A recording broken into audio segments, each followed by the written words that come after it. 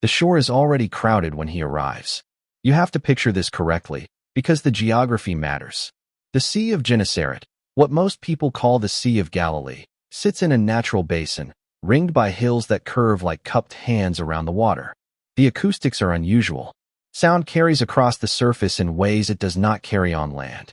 A voice spoken from the water reaches the hillside clearly, cleanly, without distortion. Jesus knows this. He steps into a small wooden boat, pushes a few feet from the shore, and sits down. The crowd arranges itself on the slope above the waterline, and he begins to speak. There is something else happening in this moment that most people walk right past. A teacher who sits in a boat is separated from his audience by water. In the Hebrew imagination, water is the threshold between worlds, between order and chaos, between the known and the unknown. A rabbi standing among his students is accessible. A teacher speaking from across the water is doing something different. He is positioning himself at a distance that requires the listener to lean in. And then he says something that has been misread for 2,000 years. End quote. Listen. A sower went out to sow. End quote. Most people who hear this parable assume it is a story about the farmer. They are looking at the wrong person. The farmer in this story does exactly one thing. He throws seed. He throws it on the path. He throws it on the rock. He throws it in the thorns. He throws it in the good ground.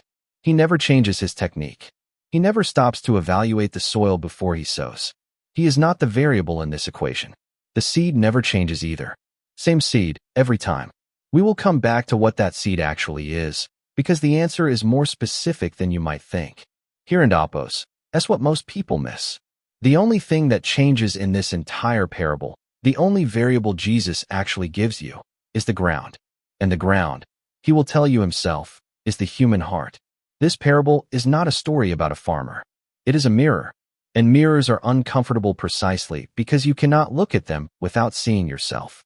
Now, before Jesus explains what the four soils mean, there is something you need to understand about first-century Galilean farming, because without it, the story loses half its texture. In modern agriculture, you plow first, then sow. The field is prepared before the seed goes in. You do not sow on hard ground. You do not sow on rock. You do not sow where thorns are growing. The whole system is built on preparation before planting. First-century Palestinian farmers did it the other way around. They broadcast the seed first, throwing it widely across the unbroken ground, and then they plowed it in. This is documented in the Mishnah and confirmed by agricultural archaeologists working across the Galilee region. It completely reframes what you are hearing when Jesus describes seed falling on a path, on rocky ground, among thorns. The sower is not being careless. The sower is doing exactly what every farmer in that crowd does every single season. The path that cuts through the field, the thin soil over the limestone shelf, the edges where the thorn bushes grow, all of it will be turned under the plow. The sower has already decided, this entire field is getting seed. Which means the question is not whether the sower will sow on your ground. He already has. He already is. The question is what kind of ground you are. There is one thing about the sower this story never tells you directly. We will get to it. But not yet. First, the seed itself. 600 years before Jesus sat in that boat, a prophet wrote something in the city of Jerusalem. Isaiah, writing to a nation in exile, used an image that every farmer in his audience would have recognized immediately.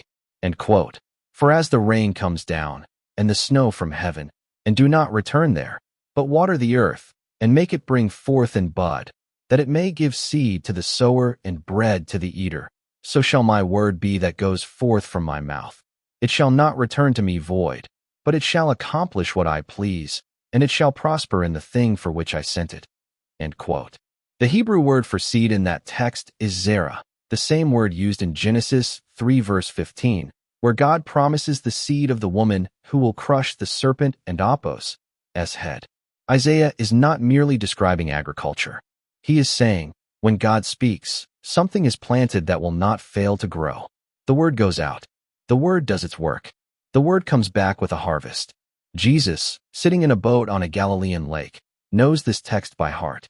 Every rabbi in that crowd knows it by heart. And he begins his parable with a sower and a seed. And every educated listener on that hillside feels Isaiah 55 settle into the back of their mind like a key turning in a lock. Stay with me. Because the ground is about to become the most important word in your vocabulary. Jesus explains the parable to his disciples privately, after the crowd has gone. And the explanation he gives is precise, surgical. He does not wave at the soils generally. He gives you the interior life of each one. The first soil is the path. To understand what the path is, you have to understand what a path becomes. Nobody chooses to have a hardened heart. That is not how hardness works. A path through a field does not start out as concrete. It starts as ground, the same ground as everything else around it. But over time, season after season, people walk on it. Animals walk on it. Cartwheels press into it. And eventually the top layer compresses so thoroughly that seed cannot penetrate it at all. It simply sits on the surface. And the birds come. Jesus says the birds take away the word. And he tells his disciples exactly what the birds represent: the enemy, the adversary, the one who watches for seed that has no root and removes it before the listener has even had time to decide what to do with it. This is the person who hears a sermon and within the hour cannot remember what it was about. Not because they were opposed to it, not because they were hostile or rebellious, but because the surface of their inner life has been compressed by so many other things walking over it. Busyness, distraction, noise, the relentless traffic of a life that never slows down enough to let anything sink in, that the word simply does not go deep. It sits on the surface, and something comes and takes it. Here is where the Greek word becomes critical. The word Jesus uses in Mark 4 verse 9, and quote, "He who has ears to hear, let him hear," end quote, is akouo. In English, hearing sounds passive. You are in a room, sound reaches your ear, hearing happens to you.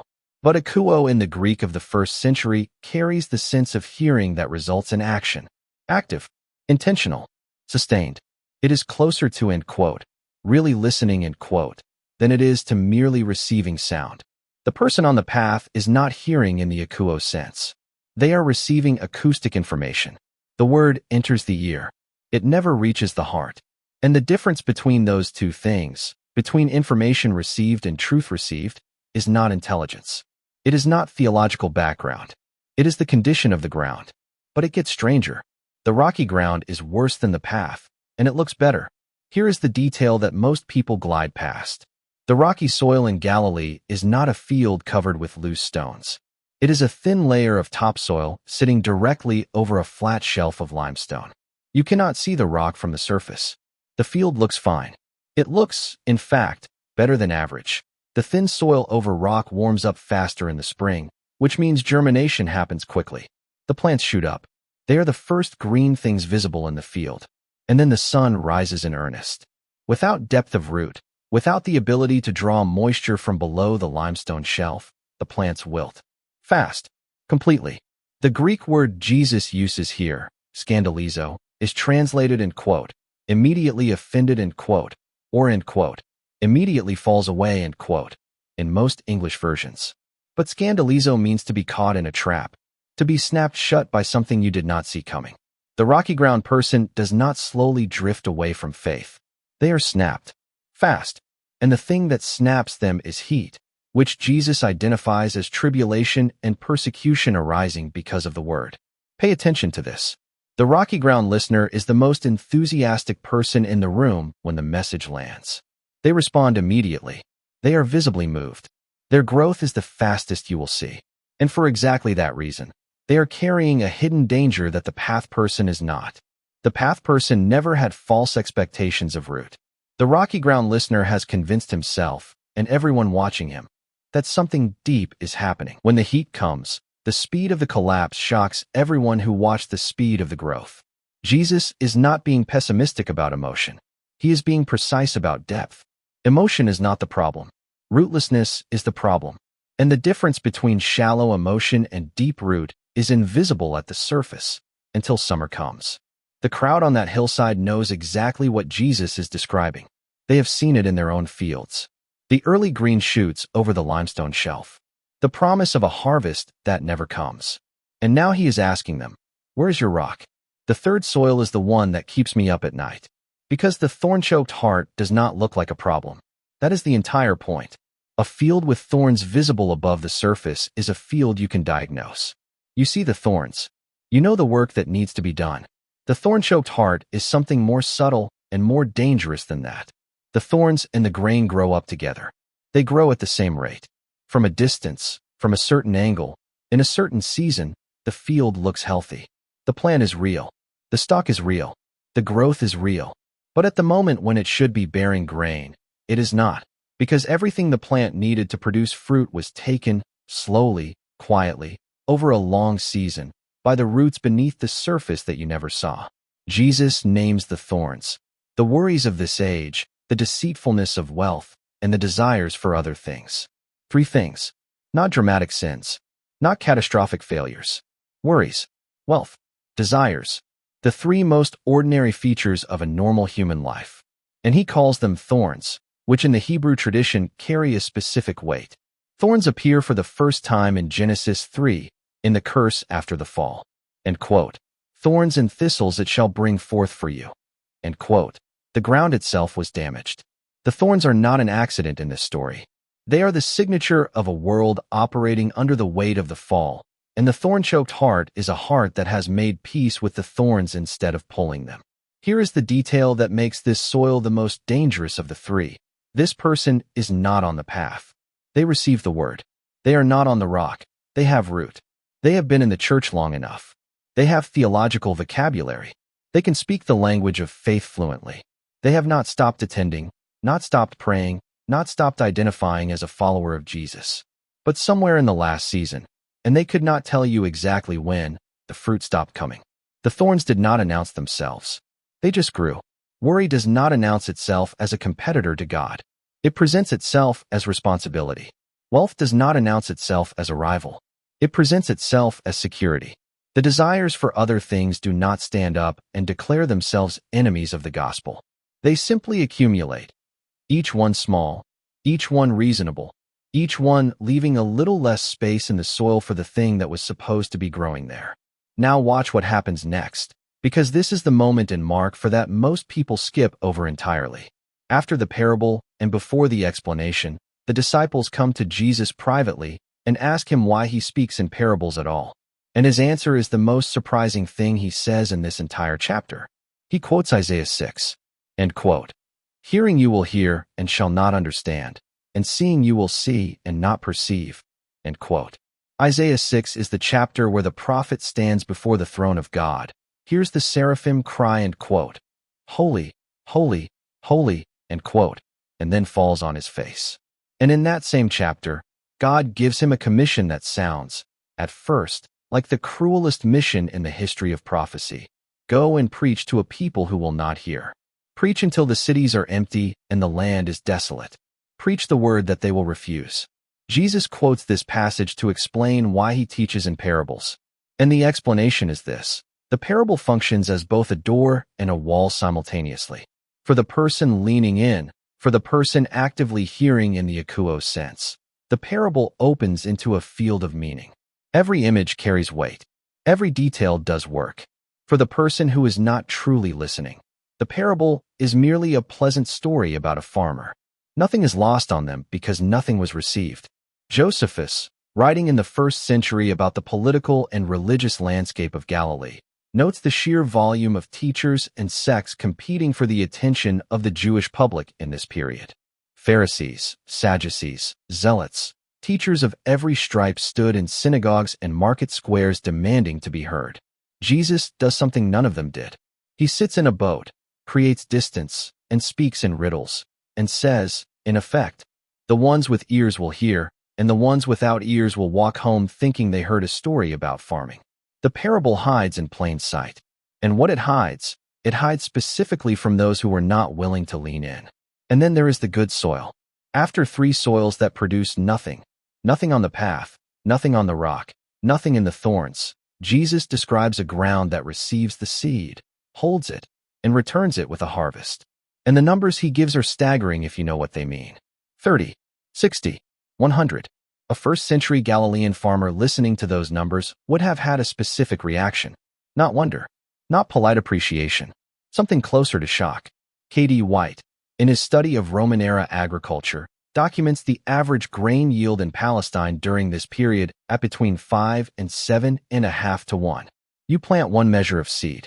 You harvest 5 to 7 measures. That is a good year. That is what a farmer prays for. A yield of 10 to 1 was considered exceptional, the kind of harvest you remembered and talked about at the end of your life. 30 to 1, 60 to 1, 100 to 1. There is exactly one place in the Hebrew Scriptures where a hundredfold harvest appears. Genesis 26, verse 12. Isaac plants in the land of Gerar during a famine, and he reaps a hundredfold return. The text says explicitly, the Lord blessed him. The hundredfold in Scripture is not agriculture. It is the signature of divine intervention. It is what happens when God enters the ordinary process and does something that the soil alone cannot explain. Jesus is not describing a productive Christian life. He is describing what happens when a human heart genuinely receives the Word of God and holds it. The yield is not proportional to ordinary expectation. It is proportional to the character of the sower. Here is the thing about good soil that is easy to miss. Jesus does not describe it as perfect soil. He does not say it is soil without any history, without rocks ever, without thorns ever, without years of compression behind it. He says it is soil that hears the word, accepts it, and holds it. The Greek here is paradikomai, to receive alongside, to welcome as a guest. The good soil heart has made a decision about what it will let stay. If you have been tracking the 4 soils and you are not sure which one you are, stop. That question matters more than anything else in this study. Not which soil you were 5 years ago, which soil you are right now, in this season, with the worries sitting in your chest at this moment, with the noise that is eating the silence where the word should be landing. If you want to go deeper on this, subscribe and stay with this channel. Every study here goes back to the original languages and the original setting, because that is where the text is most alive. Now, there is a second parable in Mark that almost no one talks about, and it carries the most important sentence in the whole chapter for people who feel like the harvest is taking too long. The parable of the growing seed. Mark 4 verse 26 through 29. A man scatters seed on the ground. He sleeps. He rises. Night and day. The seed sprouts and grows, and the man does not know how. The earth produces grain by itself. First the blade, then the head, then the full grain in the head. And when the grain is ripe, immediately he puts in the sickle, because the harvest has come. Jesus tells this parable right after the parable of the sower, in the same teaching session, on the same lake, to the same crowd. Almost everyone rushes past it to get to the parable of the mustard seed. But this parable has one sentence in it that I want you to hear. The man does not know how. The Greek here is automate, by itself, on its own. The ground does its work in the dark, while the farmer is asleep, in ways that are hidden from human observation. The harvest is not the farmer and Apos' achievement. The harvest is what the seed does inside the soil when the conditions are right. If you have been sitting in good soil, taking in the word, holding it, letting it do its work, and you are looking at your life wondering where the fruit is, this parable is speaking directly to you. The growth is happening in ways you cannot see from the surface. The sickle comes when the grain is ready, not when you are ready to explain the process. And this is where it gets remarkable. There is something about this parable that Jesus never says directly in Mark 4. He gives you the sower. He gives you the seed. He explains what each soil is. But there is one piece of the story he leaves unspoken, and he will not say it until much later, in a very different place, in a very different hour. It is the night before he dies. A group of Greeks, Gentiles, outsiders to the covenant, come to the disciples and say, "We want to see Jesus." And Jesus, when he hears this, does not answer the way you would expect. He does not say, "Come in, sit down." He says something that sounds, at first, like he changed the subject. And quote, "Truly, truly, I say to you, unless a grain of wheat falls into the earth and dies, it remains alone. But if it dies, it bears much fruit." End quote. A grain of wheat, falling into the earth, dying, bearing much fruit. This is not a coincidence. This is the parable of the sower folding back on itself. In Mark 4, Jesus is the sower, standing apart, throwing the word into the world, watching it land on different kinds of ground. But in John 12, he steps out of the role of sower and into the role of seed. The word he has been broadcasting for 3 years, the word that is himself. He is about to plant it in the only ground that could contain it. Not Galilean soil, not a hillside audience, a Roman cross, a borrowed tomb, 3 days of silence. The The sower becomes the seed. This is the detail, the one that runs through the entire parable, visible only in retrospect. When Jesus said, end quote, a sower went out to sow, end quote, he was not merely describing a method of evangelism. He was describing what he was about to do with his own life. He would cast himself into the ground of human death, the only act of sowing that could produce a harvest no farmer in Galilee had ever imagined. Not 30 to 1, not 60 to 1, not 100 to 1. Something that Isaiah 55 points toward and Genesis 26 can only shadow. An innumerable harvest, people from every tribe and tongue and nation, stretching from that first Easter morning to the last day of history. This is what was planted in the soil of the earth on the day they laid him in the tomb. And the third day, the blade. And the ascension, the head. And Pentecost, the full grain. And the farmer did not know how. The earth produced it by itself. Automate. The sickle comes when the grain is ready. If you have been sitting with this parable and feeling the weight of it, if you have recognized yourself in one of the three soils that does not bear fruit, I want you to hear the last and most important thing this parable contains. Because Jesus does not end with a verdict. He ends with a mirror. And a mirror is not a sentence. A mirror is something you pick up again. Soil can change. This is not wishful thinking. This is agricultural fact. Hard-packed path ground can be broken up. It requires work. It requires the plow to go deep enough to fracture the compression. But it is not permanent. Rocky ground can have its rocks removed. And anyone who has ever cleared a field by hand knows that it is the hardest labor there is. But it is labor with an end. Thorn-choked ground can be cleared.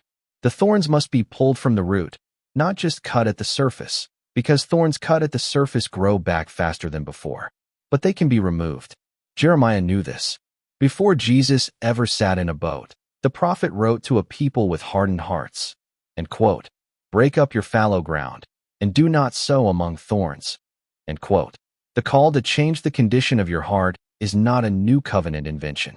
It runs through the whole of Scripture. God has always been in the business of soil transformation.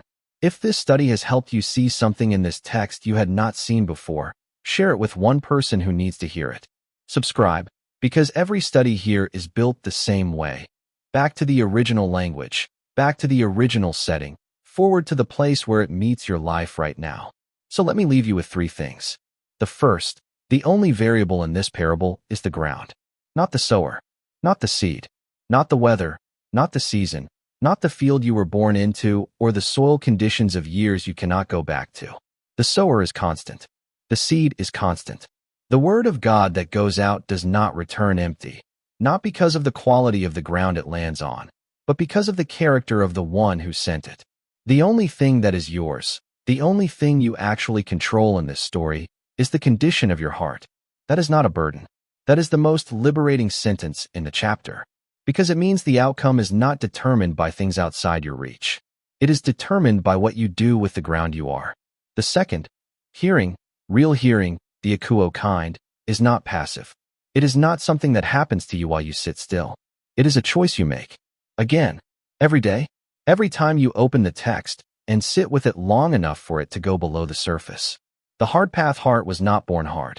It was compressed by the accumulated traffic of a life that never slowed down enough to listen. And the way you resist that compression is not complicated. It is just costly in the currency of attention. You stop. You actually stop. You sit with the word the way you sit with something you intend to hold. The third, and this is the one I want to leave with you, the sower became the seed. The God who asks you to receive his word into your life has already paid the price of planting it. He did not stay in the boat. He stepped out of the role of the one who scatters and cast himself into the ground, into the dark, into the 3 days of silence, so that a harvest could grow that no human agriculture has ever produced. He is not asking you to do something he has not already done at a cost you cannot calculate. He is asking you to be ground that is worth dying for. And he already decided that you are. End quote. He who has ears to hear, let him hear. End quote.